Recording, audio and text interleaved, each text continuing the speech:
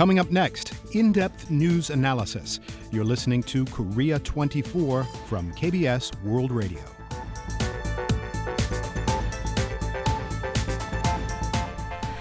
North Korean leader Kim Jong-un reappeared on the regime's state media over the weekend, putting to bed any rumors about his ill health. It also helped to clear any geopolitical uncertainties surrounding the Korean peninsula. That also means we're back to square one with nuclear talks deadlocked, as well as inter-Korean relations. To discuss this further, we are delighted to have once again on our show Dr. Kim Joon Hyung, the head of the Korea National Diplomatic Academy. The KNDA is an educational institute for the nation's diplomats, as well as an official foreign ministry think tank. Welcome back to the show, Dr. Kim. Thank you very much for having me back.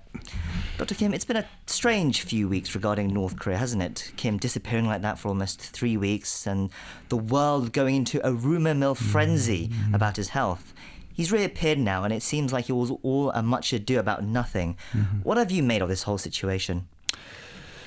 I want to say that I think this is really important. We don't know exactly what happened during that time. That's the fact. Even highly capable U.S. intelligence, they can kind of assume or can check some things, but not exactly. They don't know exactly what happened inside, especially leaderships, because that much is clandestine regime in North Korea. But there are some checklists. Because we don't know exactly what happened, but so some kind of indicators. They always have a checklist. For example, what's the movement of North Korean troops, or what's the situation of Pyongyang, or what's the policy toward embassies, foreign embassies in Pyongyang, and those things, or train, what's called the number one train, that's Kim Jong-un's train, where it is located, things like that. And many times Korean government and the U.S. said there's no special indication. That means all those indicators not directed towards that something happened inside Kim Jong-un's leadership. So that's why they're confident. And some rumors and some people who have a connection inside North Korea, I'm sure they had. We call human intelligence. I talked about the technical intelligence, which were techint. But human usually based on the people inside North Korea, and maybe some oppositions, some people, but they don't know about the details inside this, leadership. So, to me, actually, those rumors are too detailed. So that's why it's untrustworthy. Right. Okay. And another thing is, if something happened, for example, then very calm in North Korean, leaders or military. That means how capable or how much they're ready for unintended consequences. That means it's very scary that North Korea has that kind of capability. So I didn't believe that. So there's human intelligence and there's other intelligence. Yeah, technical intelligence. Technical intelligence. But you're saying they have to go hand in hand, really, then, don't they? There's human intelligence, but you can't just rely on human intelligence. You have to look at the technical intelligence and, as you said, a checklist of perhaps warning signs that there's something more serious something serious wrong. Why do you think it expanded this much then? What do you think it was the fault of the media? How did this come about, do you think? Media also, but I think its core part is that's characteristics of North Korean regime as a clandestine character. And it happened before, many times, Kim Il-sung era, Kim Jong-il era, and Kim Jong-un. And we always worry about his health issues. And then for 20 days, exactly 20 days, he disappeared. So everybody is starting to talk about, and then why not? And those things just like spreading out. So Right, and this all started from the fact that he missed his the birthday anniversary of his late grandfather. That's the key part. Actually, that never happened before. Right, but there's still no explanation, and there's no real way to understand what happened there. So there's only just speculation. So still, we don't know exactly what happened. We don't know. So we assume that nothing much, and according to the NIS, National Intelligence Service, they said that not even treatment like a stent, like implantations. I think it's pretty much. I think I agree. It's my opinion. I think it's a kind of self quarantine from coronavirus. Sure, but even that, because again, he has the health issues. It's speculation. Right. So, right. Sure. But as we mentioned, Kim's absence made headlines around the world just when we thought North Korea was becoming an issue that was being sidelined, especially for the US. This incident, or should we say non-incident, has brought attention back to the regime. Do you think it proves how important the North Korea issue is on the global stage? And do you think North Korea might have learned or gained something from this experience? I think its winner is North Korea, anyways, because they didn't lose anything. They gained something. As you said, they're back to the center stage of the world, politics, even though I don't know whether it continues to be that way. And at the same time, they can test the ability of intelligence community in the US and the Korea. And they can wait some response from China, Seoul and Washington. I think they gained a lot of things. But that doesn't mean that they have much more better positions to negotiate yet. I think it's that's too much lipping. On top of all this, there was that exchange of gunfire across the demilitarized zone between the two Koreas, and that was a day after Kim reappeared. There, again, has been no explanation from the North Korean side on this, and South Korea at the moment are brushing it off as just an accident, thankful that no one was hurt.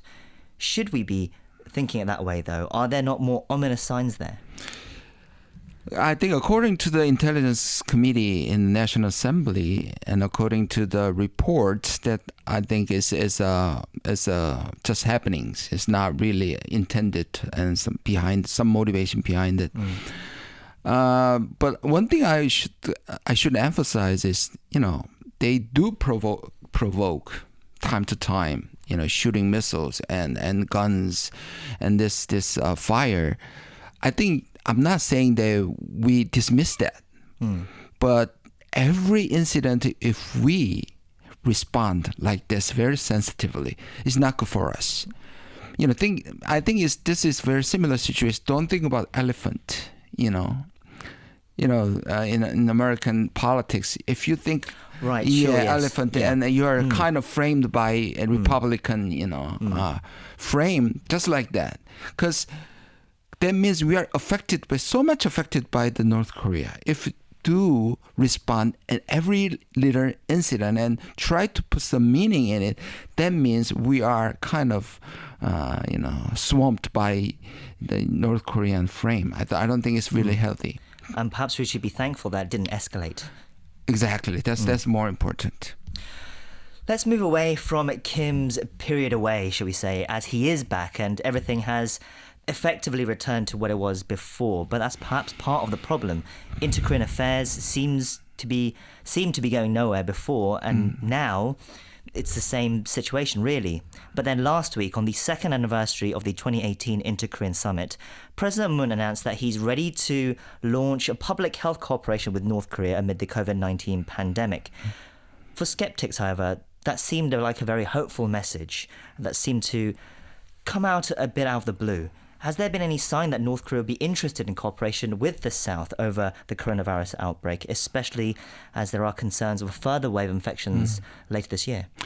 In retrospect, year by year, 2017 is a crisis, nowhere to go, and it's almost crisis. Almost like war situation. Right, 2017, Trump was threatening fire and exchange fury on North Korea, and then North Korea were testing nuclear bombs and long-range missiles. Right. 2018, total change, 180 degree and peace process. That's dramatic. and in 2019 go back to the like a crossroad again and deadlock, but nothing broken completely. So it's a deadlock. So to 2020 we are in. So which way to go? 2017 again, or 2018 or 2019? Objectively speaking, the most possible scenario is to repeat of 2019. Because everybody is kind of in a dilemma situation. Nobody's taking lead, especially North Korea. They say they declared a new way or a new road, a new path. But I don't think they have a leverage. They're wait and see that how U.S. come out and to give them what they want. And U.S., of course, Trump is in election time and Corona. And I don't think he's really taking a risk to do something. So he's kind of managing status quo. Korea, I think, is the only one who can lead this. That's why... You mean South Korea? South Korea, yeah, Korea. President Moon actually, before Corona, he talked about the individual trip to North. So tourism, by tourism or humanitarian assistance. And now this public health issues, I think it is trying to play as a medium role. But the problem is, can we persuade the U.S. at the same time and North Korea? We are the only one who can mediate this and to back to negotiation and back to 2018 peace process, but still a long way to go. You talk about convincing the US, but isn't there also a need to convince North Korea? Because North Korea haven't responded to South Korea's requests for talks and cooperation and further moving forward with the peace process. I think North Korea is like 80-90%. This is again my speculation, but they said, I think they kind of already have their way. It's they call it 자량객생. It's a self-reliance. But they they opened the window that if North Korea or U.S., as I said, U.S. come forward to give what they want. Until then, I don't think they try to make a first move, because already they concluded that they cannot trust U.S. Also, yeah, U.S. said U.S. position is like this.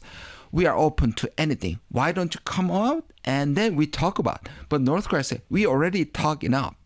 So you have to give some concrete promise before we go to the table. So this is kind of stuck there.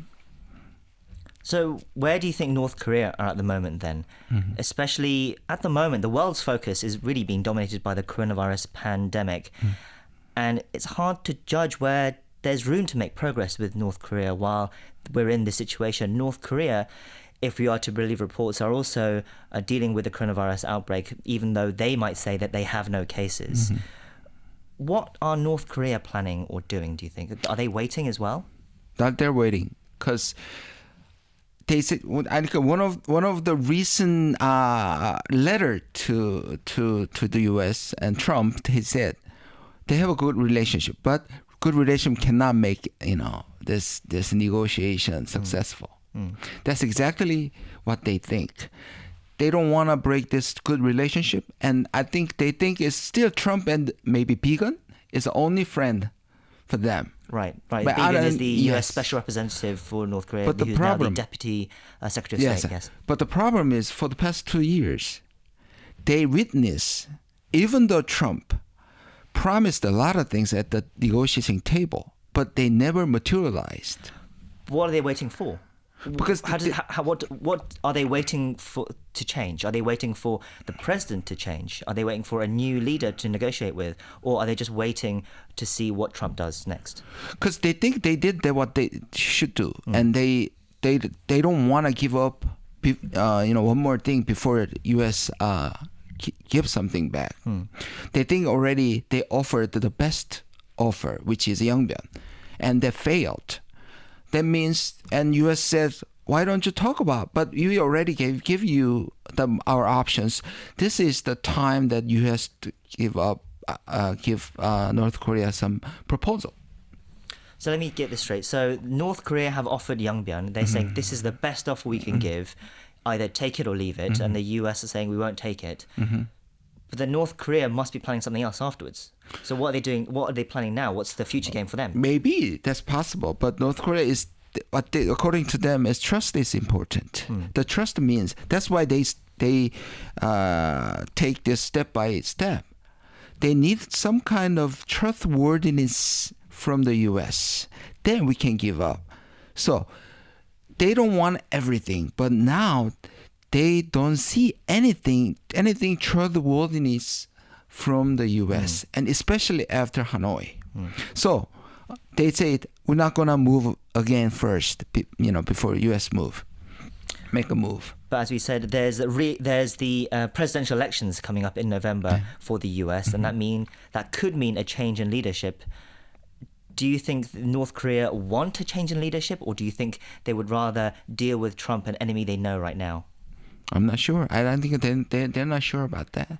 So even if Trump is re-elected, I think they think it's better for them to wait. I'm not saying if Trump is going to make a move, they will accept that, or they will see and wait and see. But I don't think they want to make first move. There's also supposedly pressure on President Trump as well. President Trump is struggling with the coronavirus pandemic at home, and there are reports suggesting that he's getting nervous about how that could affect his re-election campaign. Some have said that could pressure Trump to make some sort of progress on the diplomatic front, namely North Korea. There's an upcoming event as well, the 70th anniversary of the start of the Korean War coming up in June. Could that be something the US or even either Koreas be trying to use to push through for a breakthrough in negotiations or talks? In my opinion, I think Trump is not really taking a risk, because North Korean issue, first, I think two reasons. First, is not really important for the elections. Second, even if I think they're not sure about that. If they are so sure about that, North Korea is giving something for Trump to win the elections, he will. But I don't think that's a possibility. So I don't think he's going to take a risk to realize that. So I think the better option at this moment for him is just managing the status quo. And you don't think the 70th anniversary of the start of the Korean War, that could be an opportunity for some sort of talks or breakthrough? As far as I know, until the end of last year or beginning of this year, before Corona, actually, my government trying to make utilize of this event.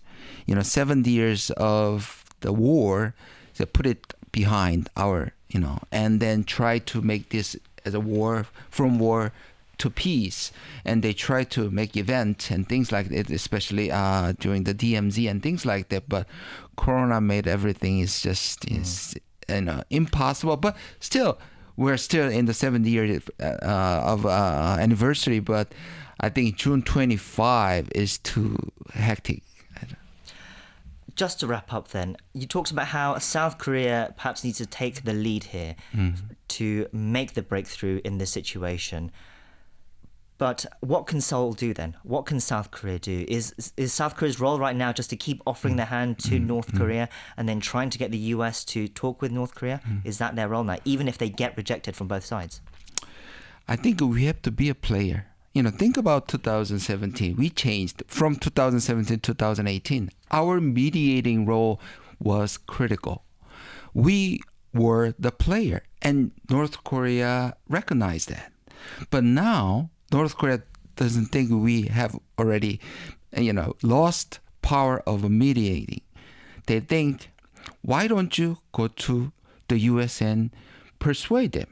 And then we can recognize it as a player. I'm not saying we have to, become like North Korea, what they want, but at least we have to be a player.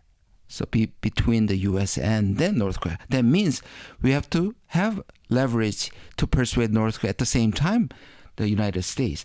That's why the beginning point is last year is individual tourism, now is public health issues. But to do that, the worst case is we have some problem with the U.S. At the same time, North Korea doesn't come out. That's worst case. That's why they're very cautious. Our government is cautious, but this is can be a starting point that we can be a player.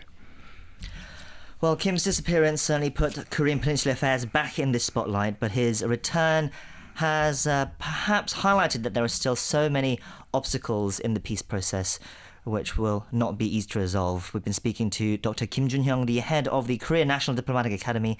Thank you, as always, for coming on our show, and we hope to get your thoughts again soon. Thank you very much.